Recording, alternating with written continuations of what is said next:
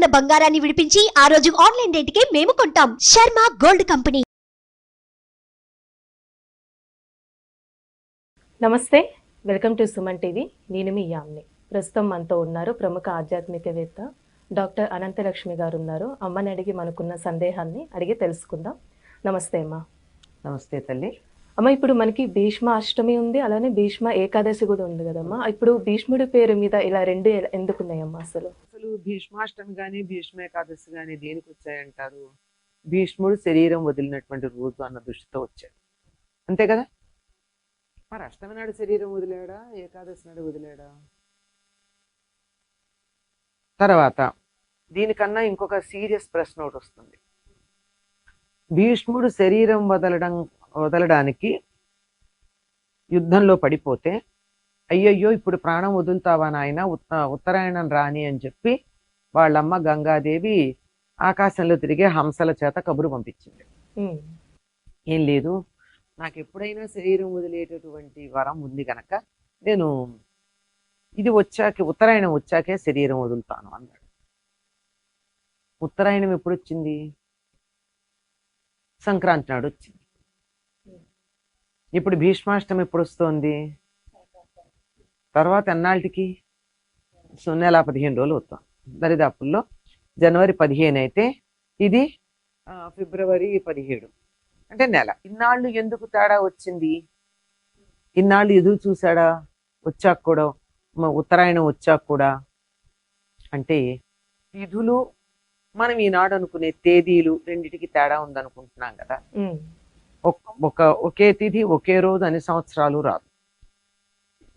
మనం పాటించేటటువంటి సౌరమానానికి చాంద్రమానానికి తేడా ఉంది. ఈ రెండింటి సమన్వయం ఇప్పుడు కుదరలేదు.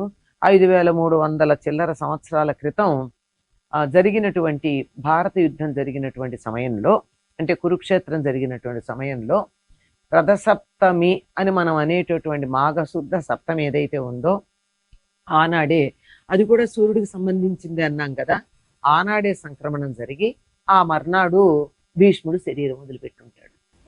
ఎందుకంటే ఉత్తరాయణ పుణ్యకాలం వచ్చింది కనుక తాతగారు శరీరం వదిలిపెట్టేటటువంటి పరిస్థితి ఉంది. ఎందుకంటే అందుకోసం ఎదురు చూస్తున్నాడని తెలుసు కనుక మనం దానికి తగిన ఏర్పాట్లు చేసుకోవాలని చెప్పి ధర్మరాజు తమ్ముళ్ళతో చెప్పడం వింటాం మనం, అని భారతంలో ఉంది. అంటే ఆ ముందు రోజు ఉత్తరాయణం అయ్యి ఉండాలి, వచ్చి ఉండాలి. ఆ తరువాతి రోజు ఉత్తరాయణ పుణ్యకాలమైన మరుసటి రోజు అష్టమి అయి ఉండాలి. అంటే రథసప్తమి కూడా సౌర సంబంధమైన, అంటే సూర్య సంబంధమైనటువంటి పండగగానే చెప్పుకున్నాం కదా. ఇది కారణం అయి ఉండవచ్చు. ఎందుకంటే మారిపోతూ ఉంటాయి. ఈ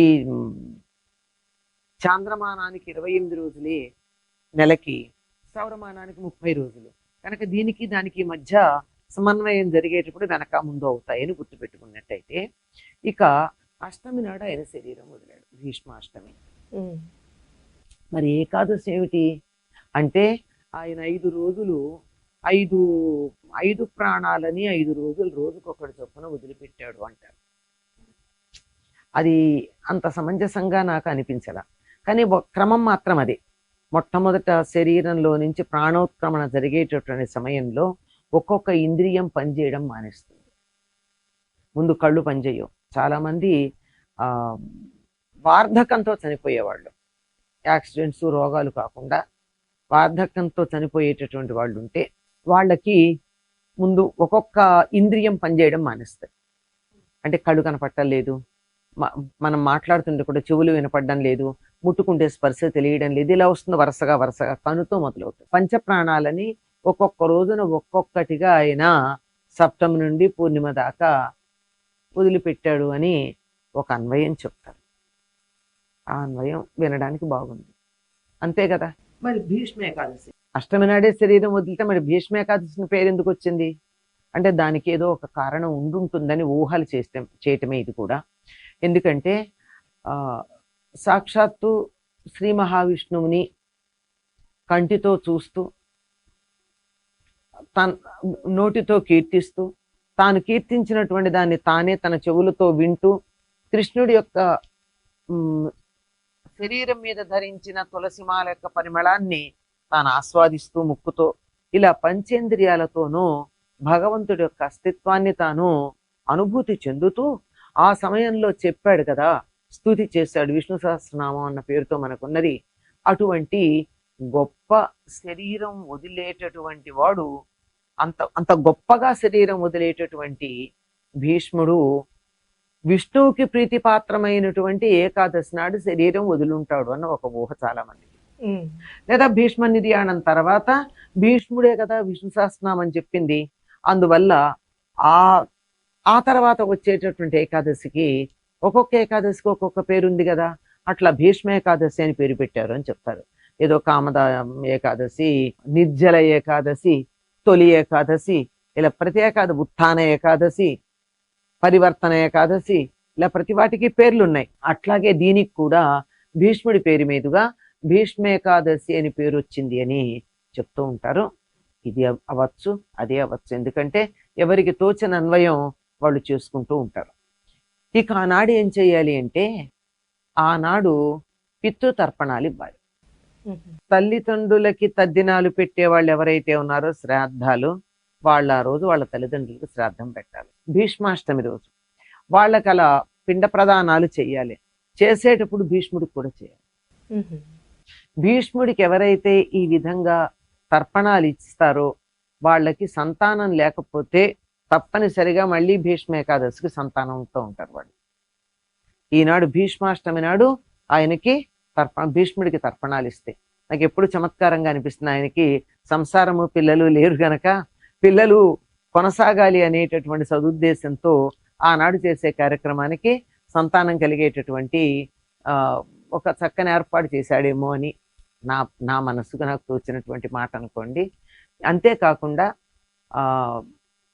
పూరి జగన్నాథ్లో ఈనాడు ఆయనకి శ్రీకృష్ణుల వారు స్వయంగా శ్రాద్ధ కర్మ నిర్వహిస్తారు. భీష్ముడు అదృష్టం చూడండి, ఈయనకి ఉత్తర క్రియలు నిర్వర్తించడానికి కొడుకులు లేరు, పెళ్ళే చేసుకోలేదు కదా, కొడుకులు లేరు.